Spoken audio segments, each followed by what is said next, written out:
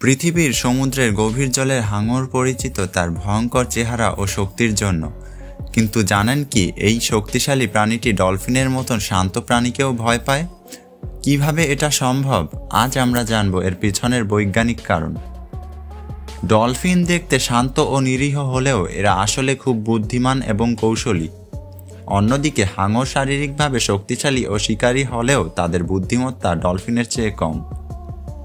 একটি পূর্ণবয়স্ক ডলফিনের দৈর্ঘ্য সাধারণত 6 থেকে 8 ফুট হয়, আর হাঙরের দৈর্ঘ্য প্রায় 20 ফুট পর্যন্ত হতে পারে। কিন্তু আকার বড় হলেই সবসময় বিজয়ী হওয়া যায় না। ডলফিনরা একসঙ্গে দলবদ্ধভাবে চলাচল করে। এই দলগুলোকে বলা হয় পড। একটি পডে 10 থেকে 20টি ডলফিন থাকতে পারে। দলবদ্ধভাবে চলার ফলে এরা যে কোনো শত্রুকে সহজে প্রতিহত করতে পারে। যদি কোনো হাঙর ডলফিনের দলের কাছে চলে আসে, তখন এই দলের সব ডলফিন মিলে হাঙরকে আক্রমণ করে। তারা তাদের শক্তিশালী ঠোঁট ব্যবহার করে হাঙরের দুর্বল স্থানে আঘাত করে, যা হাঙরের জন্য প্রাণঘাতী হতে পারে। 1996 সাল মার্টিন রিচার্ডসন নামের এক ডুবুরি মিশরের সিনাই দ্বীপের লোহিত সাগরে সাঁতার কাটছিলেন। এক হাঙর তাকে আক্রমণ করে। 3টি ডলফিন রিচার্ডসন এর চারপাশে ঘুরছিল এবং হাঙরটাকে ভয় দেখিয়ে তাড়িয়ে দিয়েছিল। এমন আরও অনেক ঘটনা রয়েছে যেখানে মানুষের বিপদে ডলফিন এসে সাহায্য করেছে। ডলফিনের বুদ্ধিমত্তা তাদের একটি বড় অস্ত্র।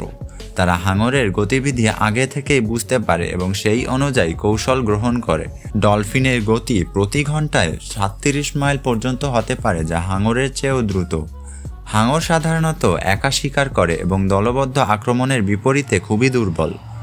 ডলফিনের ঠোঁটের আঘাত হাঙরের যকৃত বা অন্যান্য গুরুত্বপূর্ণ অঙ্গকে ক্ষতিগ্রস্ত করতে পারে, আর তাই হাঙর ডলফিনকে এড়িয়ে চলার চেষ্টা করে। ডলফিন আর হাঙরের এই সম্পর্ক আমাদের শেখায় যে আকার ও শক্তি নয়, বুদ্ধি আর কৌশলী প্রকৃত ক্ষমতা। প্রকৃতি একে অপরের উপর নির্ভরশীল এবং এটি রহস্যময় জগতের ভারসাম্য বজায় রাখে। এটি ছিল ডলফিন আর হাঙরের গল্প। এমন আরও মজার এবং রহস্যময় তথ্য জানতে চ্যানেলটি সাবস্ক্রাইব করতে ভুলবেন না। আজকের মতন বিদায়, দেখা হবে পরবর্তী ভিডিওতে। ধন্যবাদ।